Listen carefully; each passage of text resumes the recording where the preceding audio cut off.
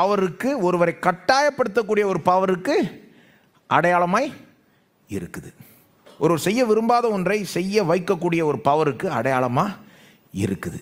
அதாவது இந்த இயேசுவா கைது செய்ய வர்றப்போ ஏன் பட்டயத்தை தூக்கிட்டு வந்தாங்கன்னா, அவங்க என்ன நினச்சாங்க, இவர் வழிக்கு வரலன்னா வழிக்கு கொண்டு வந்துடலாம், ஃபோர்ஸ் பண்ணிடலாம், கம்பல் பண்ணிடலாம், கட்டாயப்படுத்தி வழிக்கு கொண்டு வந்துடலாம். என்னமோ தடி கொண்டு வந்ததுனால, பட்டயம் கொண்டு வந்ததுனால அவர் வழிக்கு வந்துடுற மாதிரி.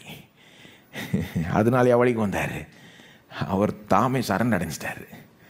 நினச்சிருந்தா ஒன்றும் இல்லாமல் ஆக்கியிருக்கலாம். ஆனால் அவன் புத்தி எப்படி வேலை செய்யுதுன்னா, அவர் வழிக்கு வரலன்னா கூட வழிக்கு கொண்டு வந்துடலாம். பவர் இருக்கு நம்ம கையில், கட்டாயப்படுத்தக்கூடிய பவர்.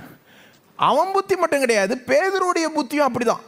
பேதுரு என்ன நினைக்கிறாரு, இவனுங்க நம்ம வழிக்கு வரலையா, நம்ம எடுக்கிறான் பேர் பட்டயத்தைன்றார்.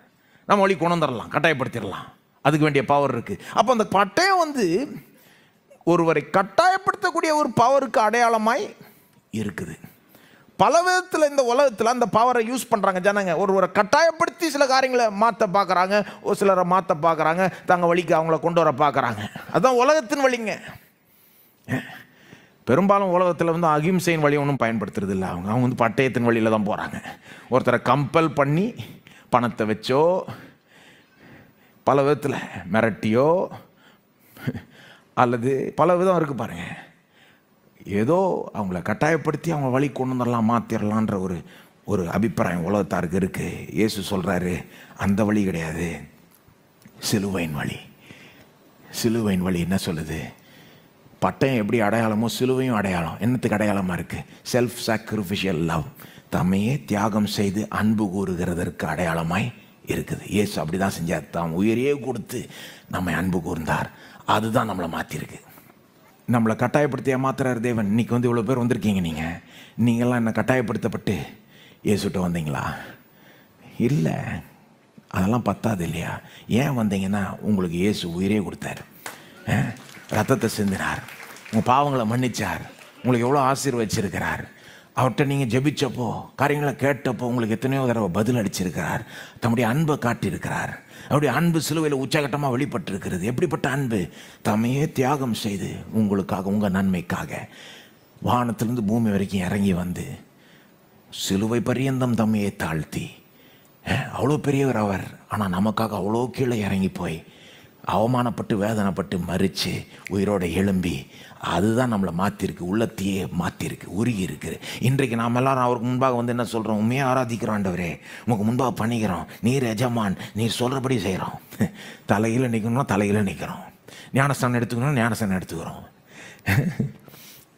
சபைக்கு வரணும்னா சபைக்கு வரோம், வேத்த வாசினா வேத்த, நீர் சொல்கிறபடி நாங்கள் செய்கிறோம். ஆண்டவரே, எப்படிங்க வந்தது அந்த மாற்றம்?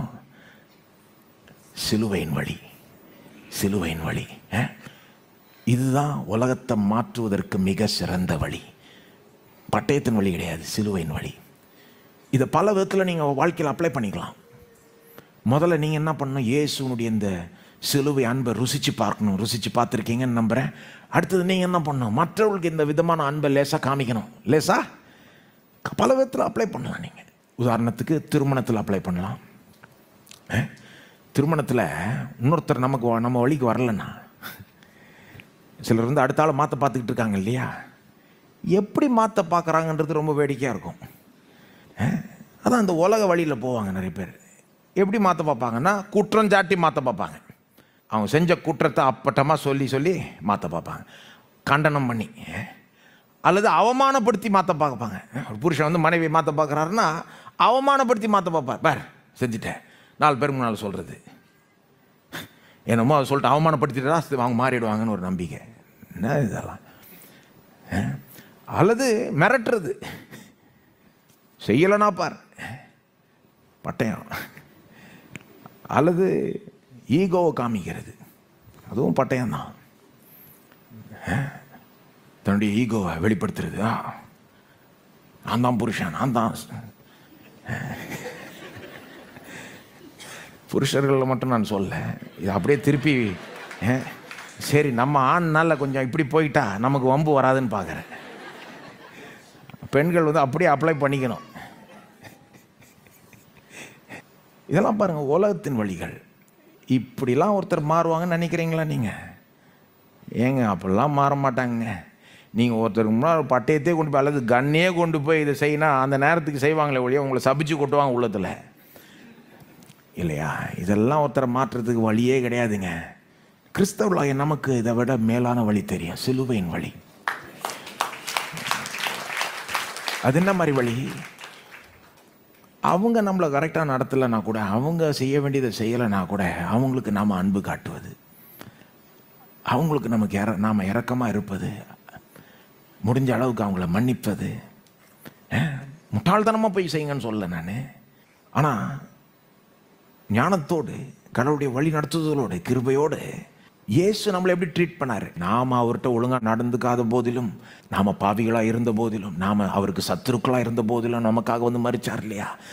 நாம் பாவம் செஞ்சப்போ நம்மளை வரவேற்றுக்கிட்டார் இல்லையா? நம்மளை மன்னித்து சுத்திகரித்து திரும்ப ஏற்றுக்கிட்டார்ல. அதுபோல் இயேசு நம்ம நடத்துறது போல் அவங்கக்கிட்ட கொஞ்சம் ஒரு விதமாக நீங்கள் அன்பை காட்டினீங்கன்னா அவங்க உள்ளத்துக்குள்ள அது ஏதோ என்னத்தையோ செஞ்சிருவாங்க. அது அவங்க உள்ளத்தையே உருக வைக்கும். அது உங்களை அவங்க கரெக்டாக நடத்தலை, ஆனாலும் நீங்கள் அவங்களுக்கு அன்பு காட்டுறீங்கன்னு வைங்க, செஞ்சு பாருங்கள், முக்கால்வாசி பேர் மாறுவாங்கன்னு நான் நினைக்கிறேன். எல்லாரும் மாறுவாங்கன்னு சொல்ல, ஏன்னா சில ஒட்டார கேசுங்கள்லாம் இருக்காங்க. எப்படி இயேசுனுடைய அன்பும் எல்லாருக்கும் அவர் காண்பிக்கிறாரு, ஆனால் எல்லாரும் மாறுறது இல்லையோ, ஆனால் நிறைய பேர் மாறுறாங்க.